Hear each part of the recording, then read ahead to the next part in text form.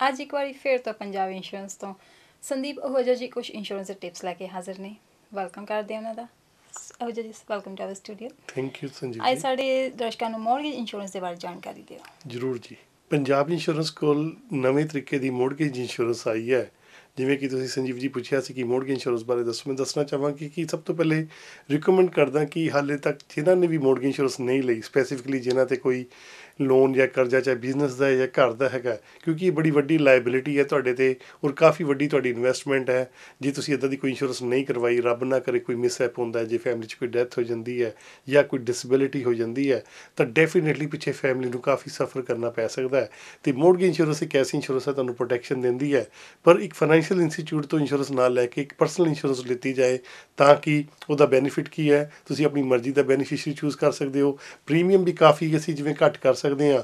ਇੱਕ ਟ੍ਰੈਡੀਸ਼ਨਲ ਜਿਹੜੀ ਬੈਂਕ ਤੋਂ ਮੋਰਗੇਜ ਇੰਸ਼ੋਰੈਂਸ ਕਰਵਾਈ ਜਾਂਦੀ ਹੈ, ਅਪਰੋਕਸੀਮੇਟਲੀ ਆਪਾਂ 30 ਤੋਂ 40% ਘੱਟ ਰੇਟ 'ਤੇ ਤੁਹਾਨੂੰ ਇੰਸ਼ੋਰੈਂਸ ਦਵਾ ਸਕਦੇ ਹਾਂ।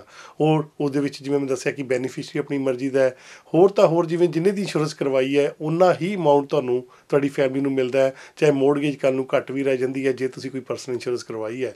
ਇਹਦੇ 'ਚ ਅਸੀਂ ਮੈਡੀਕਲ ਅੰਡਰ ਰਾਈਟਿੰਗ ਪਹਿਲੇ ਕਰਦੇ ਹਾਂ, ਯਾਨੀ ਕਿ ਤੁਹਾਡੀ ਤੁਹਾਡੇ ਡਾਕਟਰ ਤੋਂ ਰਿਪੋਰਟਾਂ ਸਾਰਾ ਕੁਝ ਪਹਿਲੇ ਕੀਤਾ ਜਾਏਗਾ ਤਾਂ ਕਿ ਕੱਲ੍ਹ ਨੂੰ ਕਲੇਮ ਵਕਤ ਕੋਈ ਮੁਸ਼ਕਿਲ ਨਾ ਆਏ। ਪਹਿਲੇ ਤਾਂ ਅਰਦਾਸ ਕਰਦੇ ਹਾਂ ਕਿਸੇ ਫੈਮਿਲੀ 'ਚ ਇੱਦਾਂ ਦੀ ਪ੍ਰੋਬਲਮ ਨਾ ਆਏ। ਪਰ ਜਿਹੜੀ ਮੋਰਗੇਜ ਇੰਸ਼ੋਰੈਂਸ ਹੈ ਇਹ ਬਹੁਤ ਵੱਡਾ ਜਿਵੇਂ ਕਹਿੰਦੇ ਇੱਕ ਐਸਟ ਦੀ ਤਰ੍ਹਾਂ ਤੁਹਾਡਾ ਕੰਮ ਕਰਦੀ ਹੈ, ਕਿਉਂਕਿ ਤੁਹਾਨੂੰ ਪ੍ਰੋਟੈਕਟ ਕਰਦੀ ਹੈ। ਔਖੇ ਟਾਈਮ 'ਤੇ ਤੁਹਾਡਾ ਜਿਹੜਾ ਸੁਪਨਾ ਸੀ, ਤੁਹਾਡਾ ਜਿਹੜਾ ਤੁਸੀਂ ਸ਼ੌਂਕ ਨਾਲ ਕਰ ਲਿਆ ਸੀ, ਉਹ ਦੁਆਰਾ ਬੈਂਕ ਕਿਸੇ ਵੀ ਤਰੀਕੇ ਨਾਲ ਨਹੀਂ ਲੈ ਸਕਦਾ ਜੇ ਅਚਾਨਕ ਕੋਈ ਵਿਪਤਾ ਆ ਜਾਏ।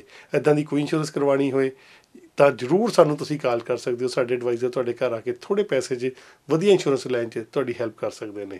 ਅਹੂਜਾ ਜੀ ਥੈਂਕ ਯੂ ਸੋ ਮਚ ਸਾਡੇ ਦਰਸ਼ਕਾਂ ਨੂੰ ਇਹ ਜਾਣਕਾਰੀ ਸਾਂਝੀ ਕਰਨ ਦੇ ਲਈ। ਥੈਂਕ ਯੂ ਸੰਜੀਵ ਜੀ, ਥੈਂਕਸ ਅ ਲੋਟ।